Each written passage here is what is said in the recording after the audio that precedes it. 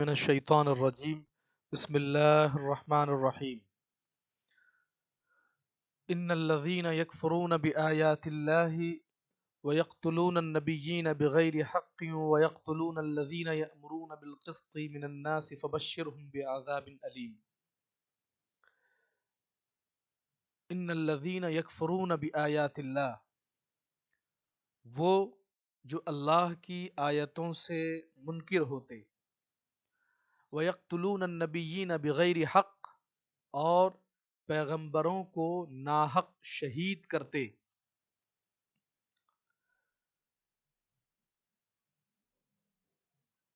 جیسا کہ بنی اسرائیل نے صبح کو ایک ساعت کے اندر 43 نبیوں کو قتل کیا،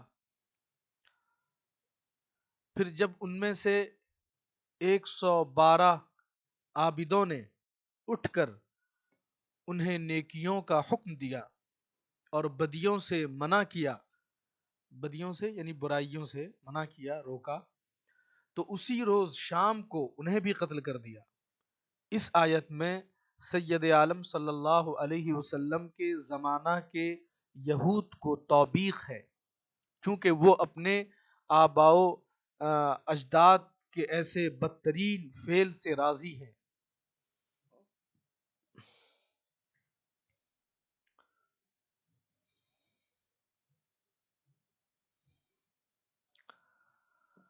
وَيَقْتُلُونَ الَّذِينَ يَأْمُرُونَ بِالْقِسْطِ مِنَ النَّاسِ فَبَشِّرْهُم بِعَذَابٍ أَلِيمٍ، اور انصاف کا حکم کرنے والوں کو قتل کرتے ہیں، انہیں خوشخبری دو دردناک عذاب کی۔ اولئک الذین حبطت اعمالهم فی الدنیا والآخرہ وما لهم من ناصرین، یہ ہیں وہ جن کے عمل اکارت گئے دنیا و آخرت میں، دنیا و آخرت میں۔ مسئلہ اس آیت سے معلوم ہوا کہ انبیاء کی جناب میں بے ادبی کفر ہے، اور یہ بھی کہ کفر سے تمام اعمال اکارت ہو جاتے ہیں، یعنی ضائع ہو جاتے ہیں۔ وما لهم من ناصرین، اور ان کا کوئی مددگار نہیں کہ انہیں عذاب الہی سے بچائے۔ الم تر الی الذین اوتوا نصیبا من الکتاب یدعون الی کتاب اللہ لیحکم بینہم ثم یتولی فریق منہم وہم معرضون، کیا تم نے انہیں نہ دیکھا جنہیں کتاب کا ایک حصہ ملا؟ الم تر الی الذین اوتوا نصیبا من الکتاب، کیا تم نے انہیں نہ دیکھا جنہیں کتاب کا ایک حصہ ملا، یعنی یہود کو، کہ انہیں توریت شریف کے علوم و احکام سکھائے گئے تھے، جن میں سید عالم صلی اللہ علیہ وسلم کے اوصاف و احوال اور دین اسلام کی حقانیت کا بیان ہے۔ اس سے لازم آتا تھا کہ جب حضور تشریف فرما ہوں اور انہیں قرآن کریم کی طرف دعوت دیں تو وہ حضور پر اور قرآن شریف پر ایمان لائیں اور اس کے احکام کی تعمیل کریں، لیکن ان میں سے بہتوں نے ایسا نہیں کیا۔ اس تقدیر پر آیت میں من الکتاب سے توریت اور کتاب اللہ سے قرآن شریف مراد ہے۔ یدعون الی کتاب اللہ، کتاب اللہ کی طرف بلائے جاتے ہیں، لیحکم بینہم ثم یتولی فریق منہم وہم معرضون، کہ وہ ان کا فیصلہ کرے، پھر ان میں کا ایک گروہ اس سے روگرداں ہو کر پھر جاتا ہے۔ شان نزول، اس آیت کے شان نزول میں حضرت ابن عباس رضی اللہ عنہما سے ایک روایت یہ آئی ہے کہ ایک مرتبہ سید عالم صلی اللہ علیہ وسلم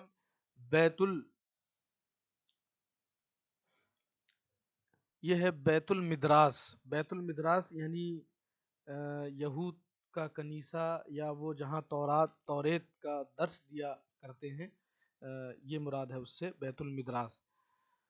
بیت المدراس میں تشریف لے گئے اور وہاں یہود کو اسلام کی دعوت دی۔ نعیم ابن عمرو اور حارث ابن زید نے کہا کہ اے محمد صلی اللہ علیہ وسلم آپ کس دین پر ہیں؟ فرمایا ملت ابراہیمی پر۔ وہ کہنے لگے حضرت ابراہیم علیہ السلام تو یہودی تھے۔ سید عالم صلی اللہ علیہ وسلم نے فرمایا توریت لاؤ، ابھی ہمارے تمہارے درمیان فیصلہ ہو جائے گا۔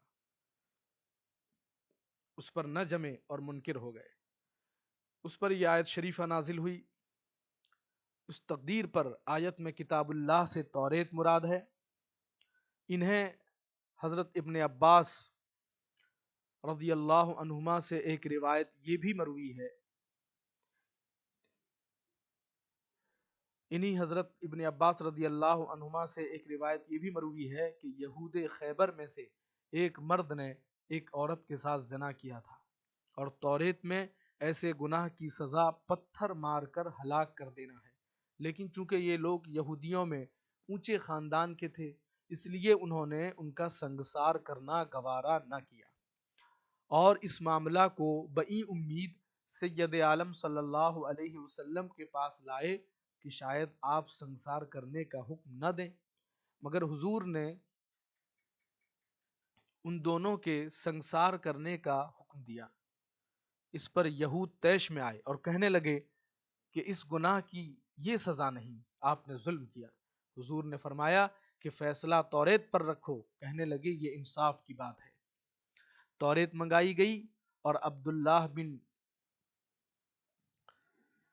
عبداللہ بن سوریہ، یہ نام اس طرح سے ہے، عبداللہ بن سوریہ، یہود کے بڑے عالم نے اس کو پڑھا۔ اس میں آیت رجم آئی جس میں سنگسار کرنے کا حکم تھا۔ عبداللہ نے اس پر ہاتھ رکھ لیا اور اس کو چھوڑ گیا۔ حضرت عبداللہ بن سلام نے اس کا ہاتھ ہٹا کر آیت پڑھ دی، یہودی ذلیل ہوئے، اور وہ یہودی مرد و عورت جنہوں نے زنا کیا تھا حضور کے حکم سے سنگسار کیے گئے۔ اس پر یہ آیت نازل ہوئی۔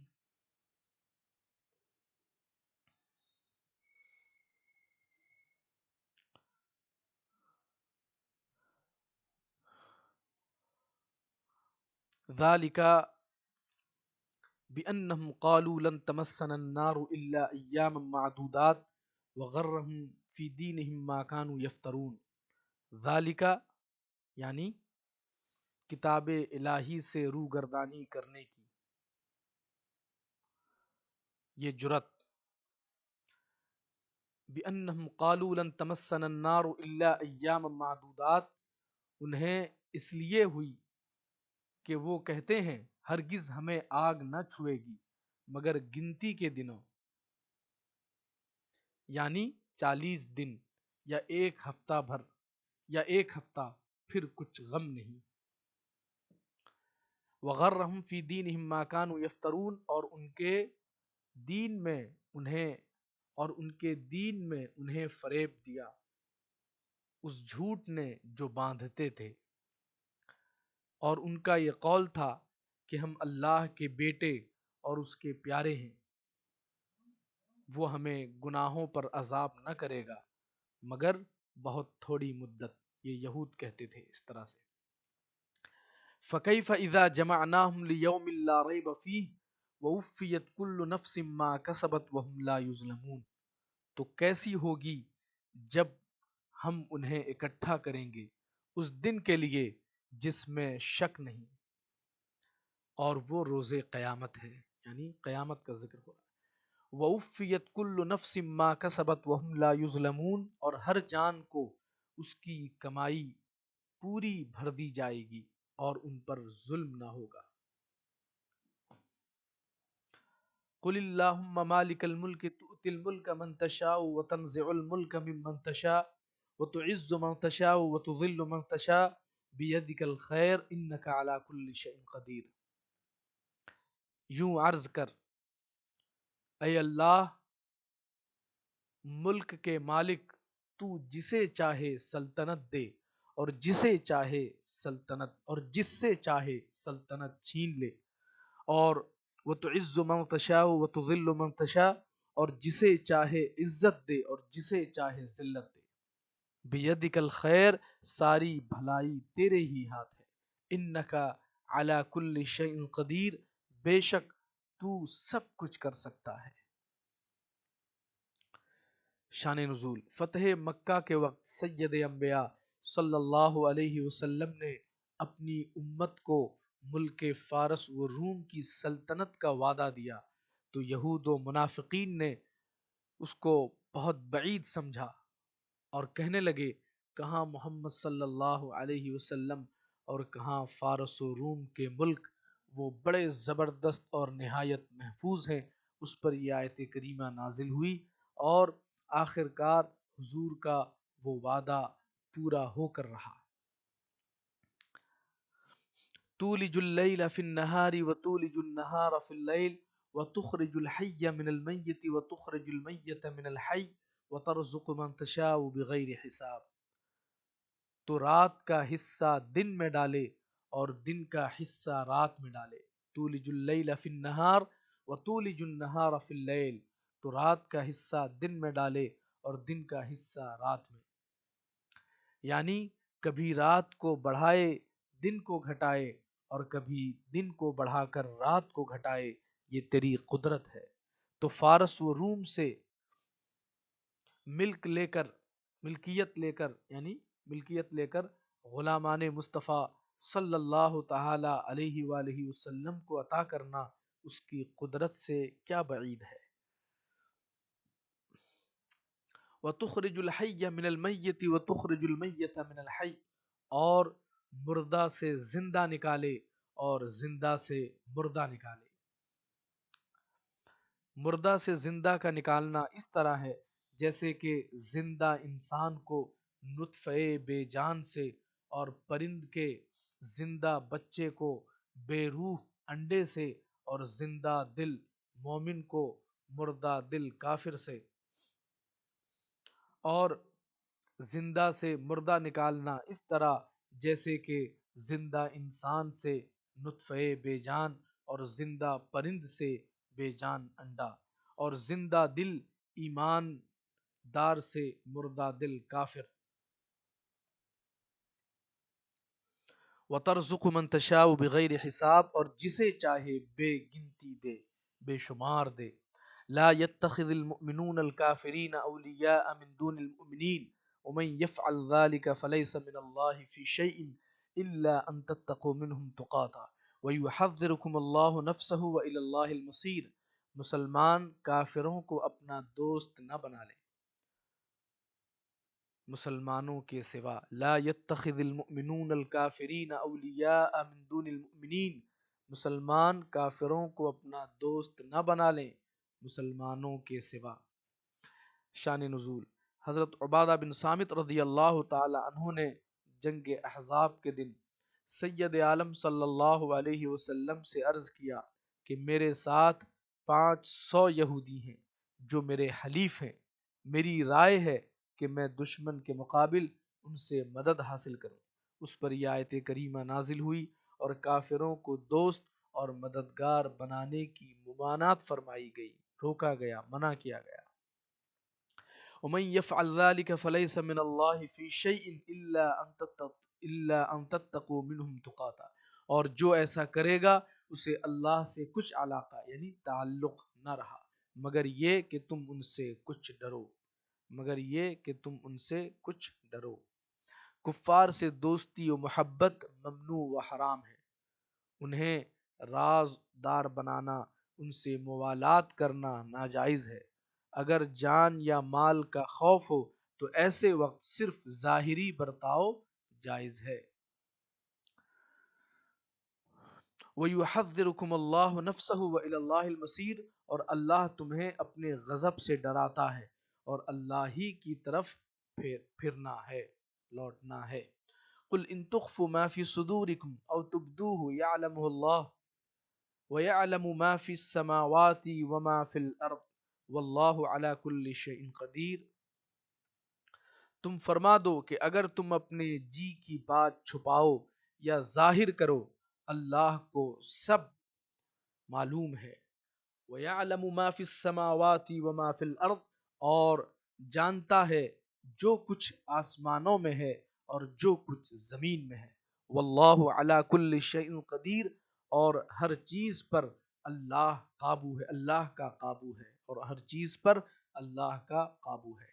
یوم تجد کل نفس ما عملت من خیر محضر وما عملت من سوء تود لو ان بینها وبینه امدا بعیدا وَيُحَذِّرُكُمُ اللَّهُ نَفْسَهُ وَاللَّهُ رَؤُوفٌ بِالْعِبَادِ، جس دن ہر جان نے جو بھلا کام کیا حاضر پائے گی۔ یوم تجد کل نفس ما عملت من خیر محضر، جس دن ہر جان نے جو بھلا کام کیا حاضر پائے گی، یعنی روز قیامت ہر نفس کو اعمال کی جزا ملے گی اور اس میں کچھ کمی و کوتاہی نہ ہوگی۔ وما عملت من سوء، اور جو برا کام کیا تود لو ان بینہا و بینہ امدا بعیدا، امید کرے گی کاش مجھ میں اور اس میں دور کا فاصلہ ہوتا، یعنی میں نے یہ برا کام نہ کیا ہوتا۔ جو برے کام کیے ہوں گے وہ افسوس کریں گے، کہیں گے کاش میں یہ برا کام نہ کیا ہوتا۔ وَيُحَذِّرُكُمُ اللَّهُ نَفْسَهُ وَاللَّهُ رَؤُوفٌ بِالْعِبَادِ، اور اللہ تمہیں اپنے عذاب سے ڈراتا ہے اور بندوں پر مہربان ہے۔ وَاللَّهُ رَؤُوفٌ بِالْعِبَادِ، اور اللہ بندوں پر مہربان ہے۔